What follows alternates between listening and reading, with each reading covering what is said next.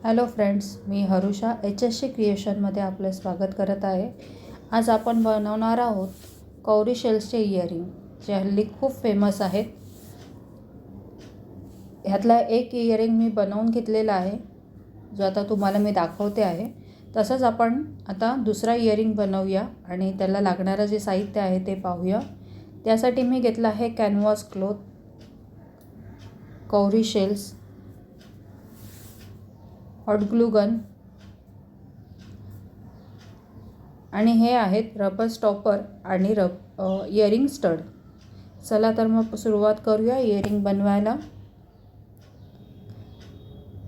Canvas cloth पहिला मी घेते आहे आणि त्याच्यावरती हॉट ग्लूगनच्या साहाय्याने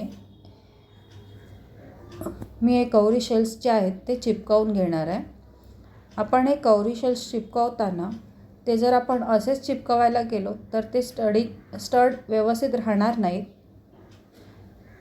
तर त्यासाठी इथे पाटी जो होल आहे, कौरी शेल्सला जो अडकवण्यासाठी जो होल असतो, त्याच्यातून पकड घालून मी त्याची बॅक साईड जी आहे ती कट करून घेते अशा प्रकारे, जेणेकरून ते एका जागी प्रॉपर राहतील। अशा प्रकारे मी कौरी शेल्स ह्या ज्या आहेत त्या आता बाकीच्या पण कट करून घेते। तर मी या कौरी शेल्स कट करून घेतलेल्या आहेत आणि आता हॉट ग्लू गनच्या साहाय्याने मी हे कॅनव्हासवरती राऊंड शेपमध्ये लावून घेणार आहे।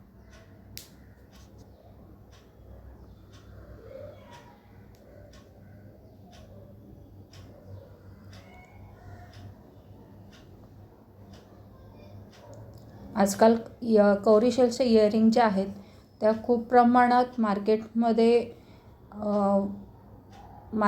आल्या आहेत। ह्या आपण ब्रायडल ज्वेलरी म्हणून सुद्धा वापरल्या जातात।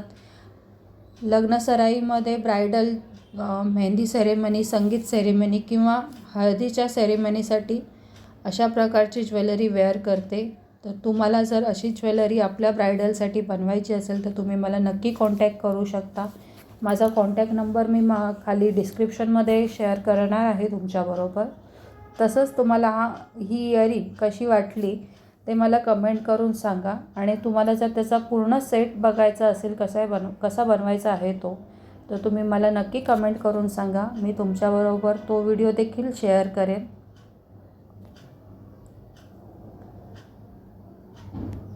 अशा प्रकारे मी पूर्ण कौरी शेल्स जे आहेत ते राऊंड शेपमध्ये लावून घेतलेले आहेत।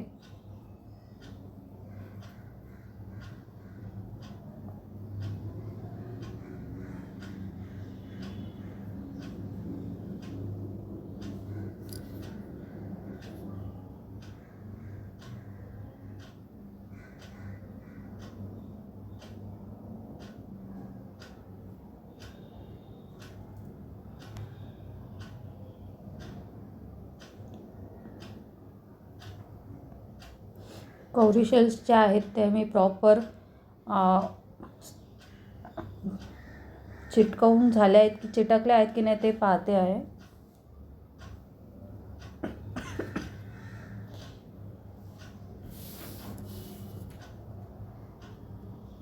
आता एका कौरी शेल्सच्या मागे मी इयरिंग स्टड कॅनव्हासमध्ये घालणार आहे, जेणेकरून आपल्याला तो इयरिंग स्टड बाहेरच्या साईडला दिसणार नाही। ह्या एका कौरी शेल्सच्या मागे जो कॅनव्हास आहे त्याच्या मध्ये मी हे इयरिंग स्टड जे आहे ते टाकत आहे आणि त्याला ग्लू गनने प्रॉपर अटॅच करून घेणार आहे, जेणेकरून तो स्टड हलणार नाही आणि तो बॅक साईडला आपल्याला त्याचा स्टड दिसणार नाही।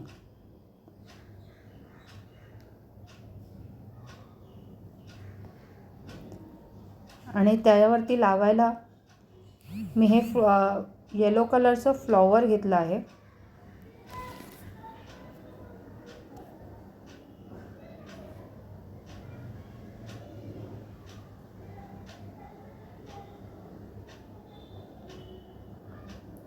तुम्हाला हवा तो कलर घेऊ शकता फ्लॉवरचा।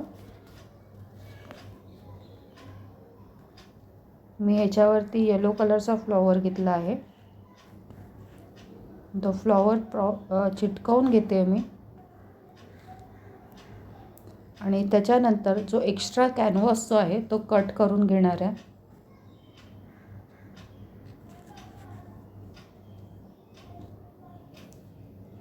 आणि त्या कॅनव्हासला आता आपला जो इयरिंगमध्ये जे एक्स्ट्रा कॅनव्हास जो दिसत आहे 2 कवरी शेल्सच्या मध्ये, तो सुद्धा मी कट करून घेणार आहे आणि त्याला फिनिशिंग करून घेणार आहे. कवरी शेलच्या शेपमध्ये मी पूर्ण ते कॅनव्हास कट करून घेते साईडचा. कॅनव्हास कट करताना थोडी काळजी घ्यायची आहे, नाहीतर मग तो एक्स्ट्रा कट होईल आणि बॅक साईड तो प्रॉपर दिसणार नाही. आपल्याला बरोबर कवरी शेल्सच्या शेपमध्येच ते कॅनव्हास कट करायचं आहे.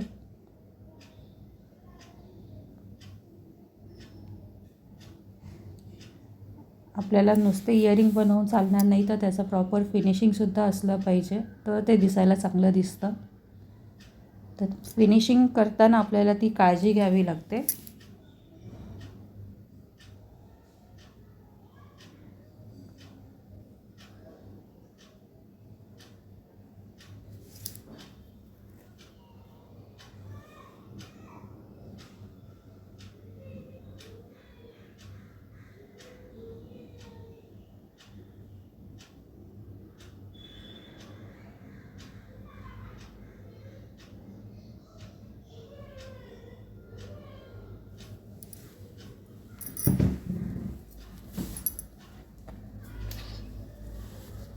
हे बघा, याची बॅक साईडसुद्धा मी किती प्रॉपर करून घेतलेली आहे.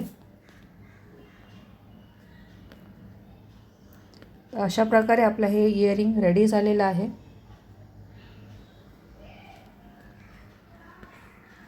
तर कसं वाटलं आहे तुम्हाला हे इयरिंग, मला नक्की कमेंट करून सांगा.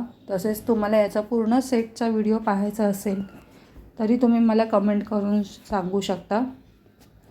तसंच तुम्हाला जर याची ऑर्डर द्यायची असेल तर तुम्ही याचा स्क्रीनशॉट घेऊन माझा डिस्क्रिप्शनमध्ये मी नंबर शेअर करते, त्याच्यावर पाठवून तुम्ही मला DM करू शकता. थँक्यू.